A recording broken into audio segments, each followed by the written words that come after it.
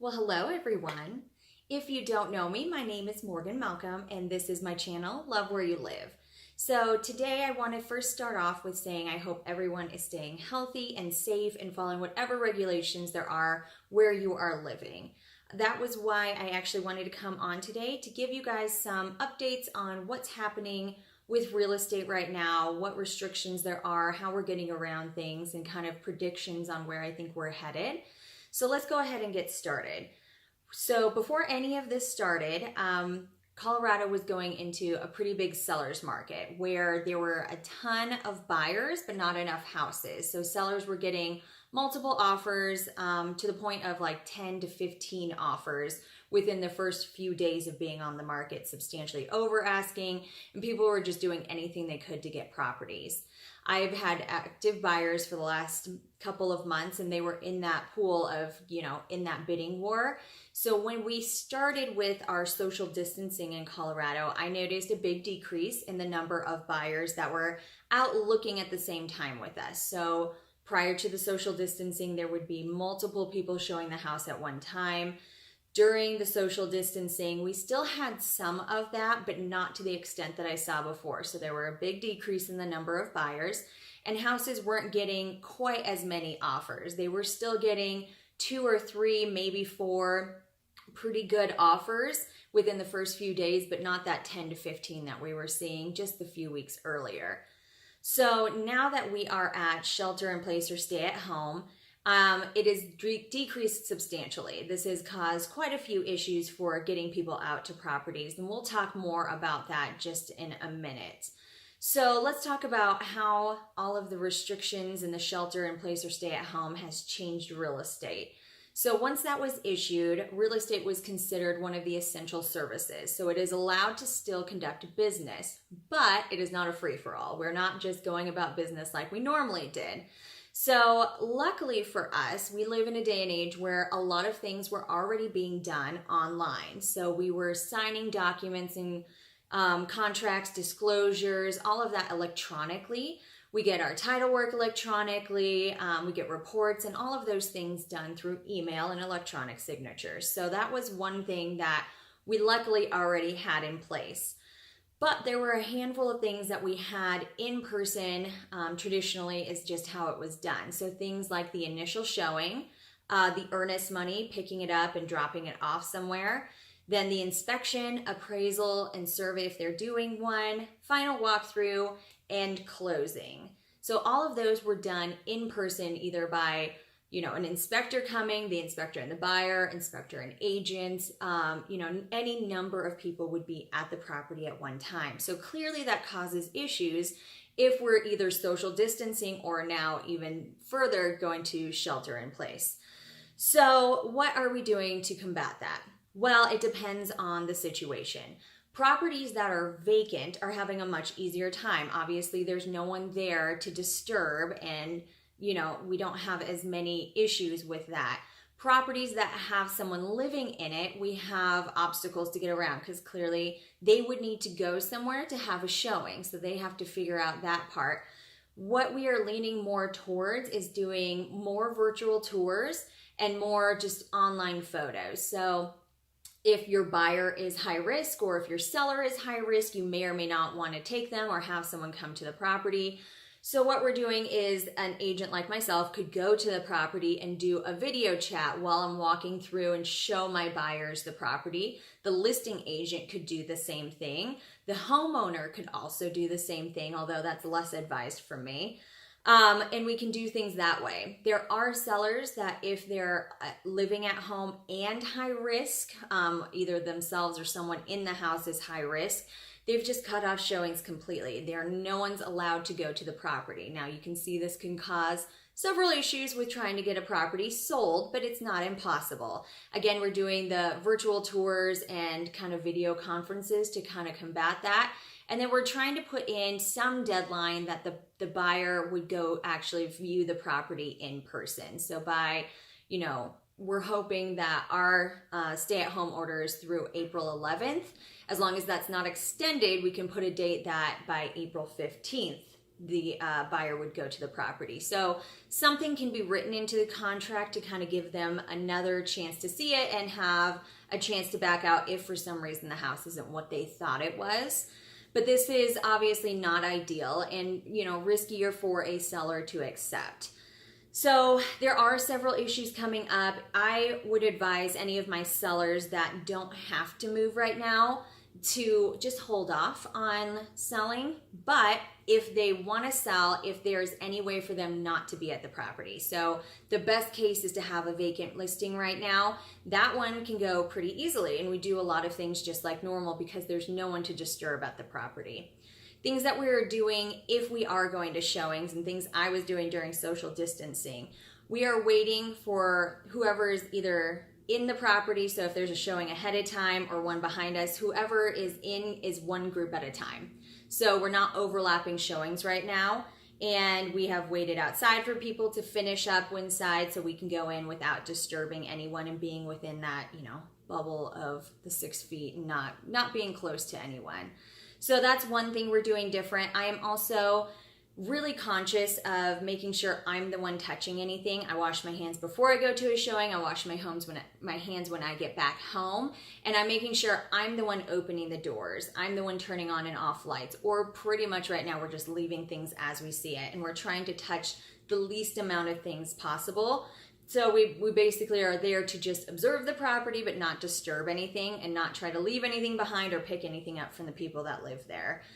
There is also some disclosures going around from the brokerage office. So my office has one that we're giving to buyers and sellers at the beginning of a transaction that says if anyone does test positive for the virus, that everyone gets to be notified because at some point we could have been in contact with each other, and allowing us to disclose that information because we don't want to disclose things we're not allowed to.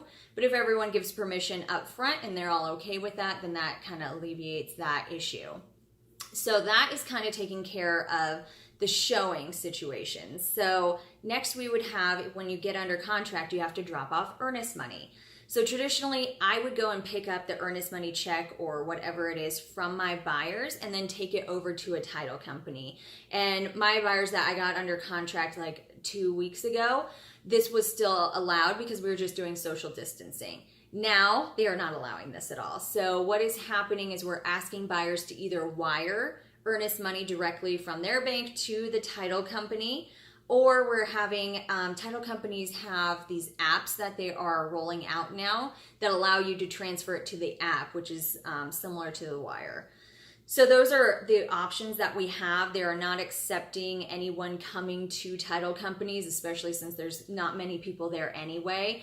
I would double check if they're still allowing you to overnight checks. If you do only want to write a check, you would double check with your title company and make sure that they're allowing that still, because there might not be someone there to get the mail or, cash it. So the best bet would be a wire and then using one of their apps if they have it. So if you're under contract, let's double check with who the title company is and talk to them and see what their preference is on getting earnest money in. So the next big one is going to be inspection.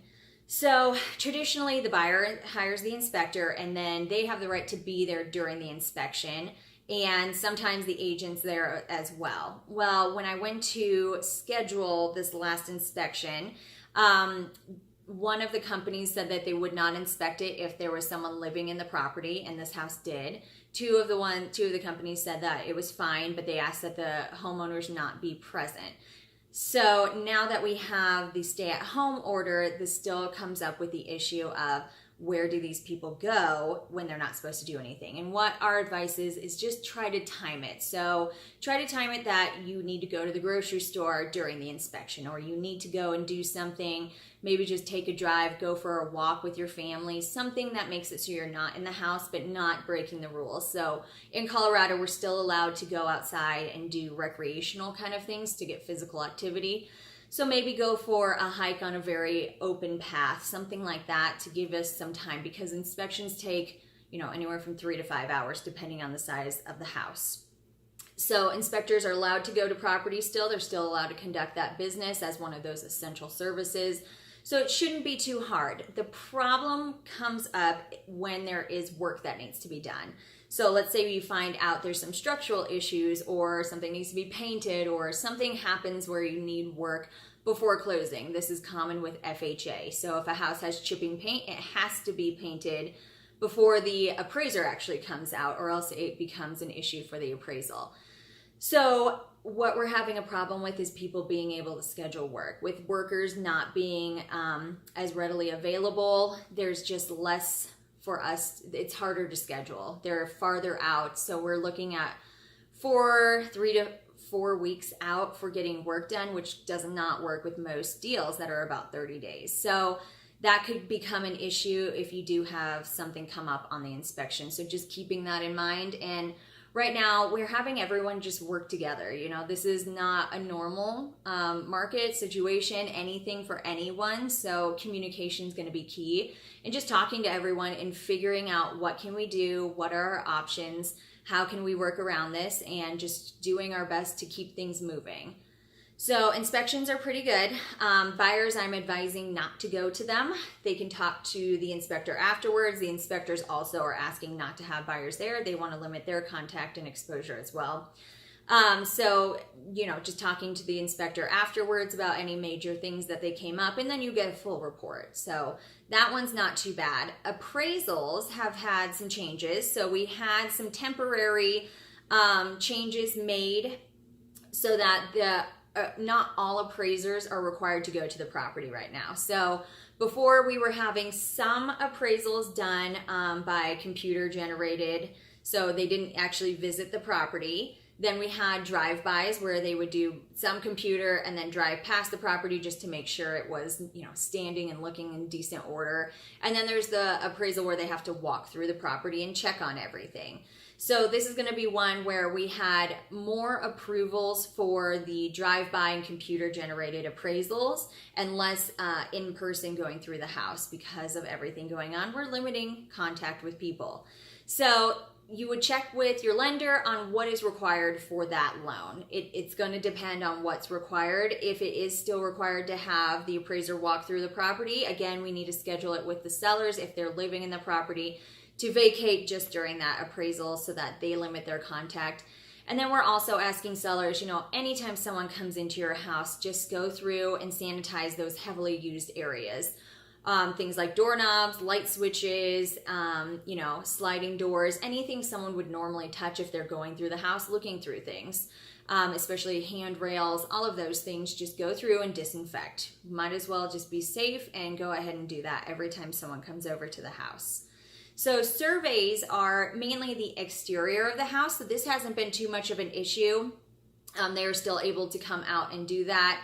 So that one hasn't been too bad. It's again scheduling and making sure everyone can get out there in the right time. So that one's not a horrible one. They don't really disturb anyone to do the survey. The final walkthrough. So this is usually the day or two before closing, and it's when the seller has moved out. The buyer gets to go through, make sure inspection items were done, make sure no damage was done to the property while they were moving out, or nothing's changed in the meantime that would make them not want to purchase this property. It's kind of like your last chance before you buy it to see if there's anything that you were not expecting. So clearly this is an issue if the sellers are still in the property, and some sellers do not want people coming through it. Well, this is something that is written into the contract that they have the right to do it. You again can do video conferences if your buyer's comfortable with that. And at the very least, just have the seller again leave for an hour, half hour for the buyer to do their walkthrough, and then proceed to doing closing. So closing is the one that has changed the most for us. So traditionally in Colorado, for notaries, we've had to be in person to have something notarized. Colorado is a state that has not allowed any electronic or video conference type of notary. But we just had the Colorado Secretary of State pass an emergency order that is allowing us to do video notaries. So we have a few options now. So prior to this, Colorado was a state where you had to be in person for something to be able to be notarized, but you can clearly see where the issue is with that because we're trying to limit that. So this will allow us to do a video closing instead of in person. So this will only work if your lender can get documents done and all of the figures in at least 4 days ahead of time, because they need to mail out the documents to the buyer and seller.